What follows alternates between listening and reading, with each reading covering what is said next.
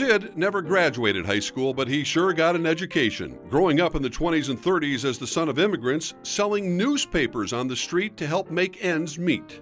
Ride my bike in the morning to school, then downtown to sell papers, and then go to Hebrew school from 6:45 to 7 o'clock. Before long, his byline was in that paper, hired by Dick Cullum, who said, "Writers are a dime a dozen, but reporters are impossible to find."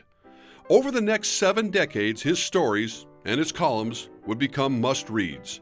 His relentless pursuit of scoops, both big and small, became legendary, as did his side gig as de facto general manager of the NBA champion Minneapolis Lakers. We had the 2 best players in the league, Mike and Pollard. We won the championship one year in the 50s, and I went out and drafted 3 players who started the next year.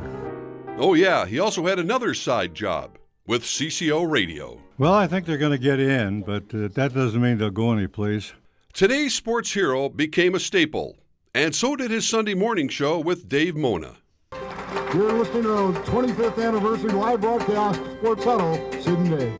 Sid was ubiquitous. If there was an event, he was there. If there was a press conference, he was probably in the way. Sid Hartman, ladies and gentlemen. Put the team on his back tonight. How you doing, Sid? Just walk in front of everybody's shot and just put your joint up there.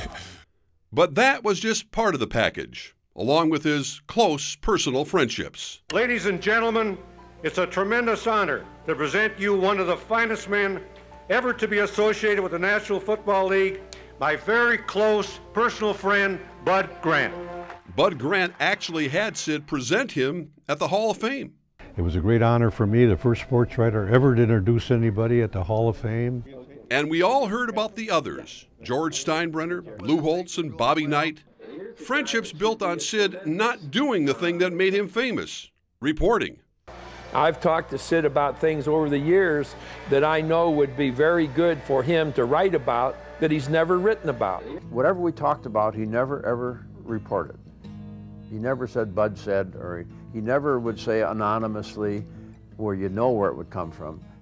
Most remarkable, Sid never lost the passion, working as hard in his 70s, 80s, and 90s as he did in the 70s, 80s, and 90s. Sid's column, is it looked the same as it did the first time he wrote it to where we are? Over lunch at Murray's in 2005, while celebrating his 60th year at the newspaper, Sid said I'd understand why he'd never quit. You aren't doing this job because it's a job. You love every day of it, see. There's some guys on this business, other TV guys maybe in this town, it's just a job too. And you love it, and that's why you do it. And I love it, that's why I do it.